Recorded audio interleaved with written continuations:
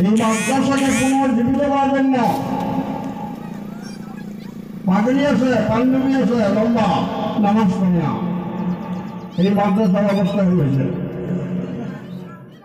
এই মাদ্রাসার অবস্থা হয়েছে। এই জন্য এই মাদ্রাসাকে জিন্দা করা।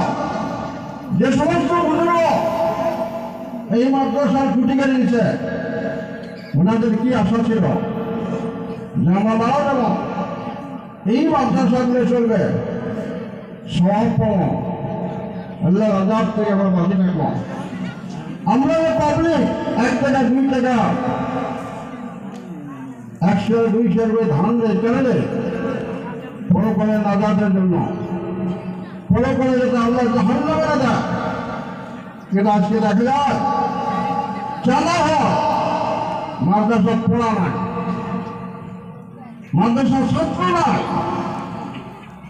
মানে আপনাদের কাছে অনুরোধ করলাম, আমরা সিনিয়র মানুষ হিসেবে, সিনিয়র আলেম হিসেবে, মুরব্বী হিসেবে এই জায়গা পার্শ্ববর্তী মাদ্রাসার রাহুল ভাই আছে, পার্শ্ববর্তী ভাই ফরমানি আছে।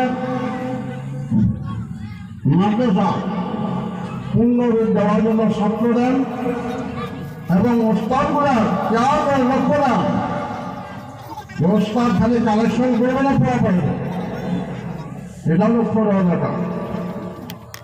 আমরা ছাত্র দেওয়ার জন্য রাজ দিয়েছি, ছাত্র দেব মাদ্রাসার পূর্ণ পর্যায়ে উন্নতি আমলগুলো হয়। কথাটা অনেকের ভালো লাগবে, অনেক করে বেড়া লাগবে। টিচার নিতে না করলে মানুষ ঠিক হয় না, টিচার নিতে না করলে মানুষ ঠিক হয় না। কেন মাদ্রাসা অবস্থায় ঢোকায়? মাদ্রাসা কেন